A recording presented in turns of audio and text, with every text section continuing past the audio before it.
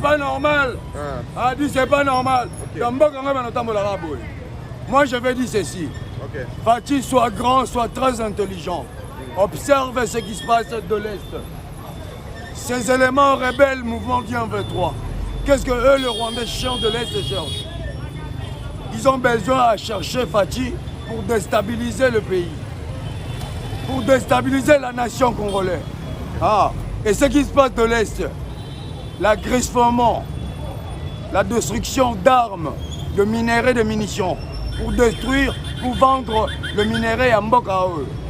Et Fatih n'est pas là pour y aller voir ce qui se passe et tous ces imbéciles. Fatih, 1-23,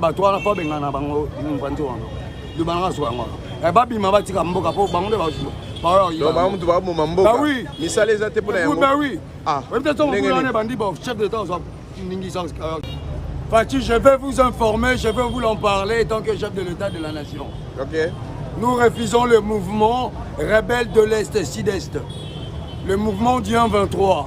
Ces gens-là qui créent la déception, bande de minéraux, bande de coltan, bande de blom sur les Américains. Pour que les chef de l'État, Sima, pas fini sa Fatih. Et encore, il y a table ronde, lobby n'a parlé du peuple.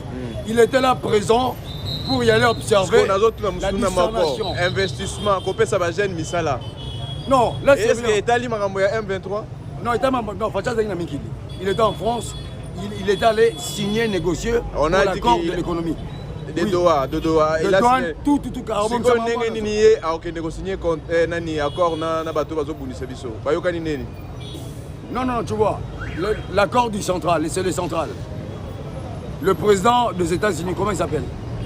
Donald Trump. Donald Trump, il y a avec Fatih, avec Kagame, avec Ouganda. Ils sont vendus pour les latés. Minerais, ça n'a pas de ça. Et ça, il faut Kagame pas son lit. Et ils ont diabolisé leur mouvement du 23 de ces gens-là de l'Est.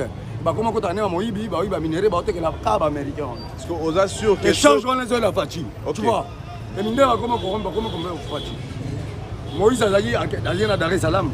Azo avion bou Haïti, à États-Unis. Tina vu avion Dar es Salaam américain ba mon na bakangi. Ce qu'on a bien, on assure que ceux qui guerre Sili, misale gopé sama. Bon ceux qui guerre Sili. Oui, faut chose à charger calendrier ça bien à ça mambo etambo. Donc la minute urgence c'est un aussi sa guerre. Bon urgence c'est ça que non, la guerre là de l'Est finissant et Fatih azo observation mambo tout à l'andelango. Et beaucoup de mais à condition que notre mouvement rebelle il y a bateau en monde. Et ici là. Ce qu'on a monné aux connaissances dans le Gamoko. Ils en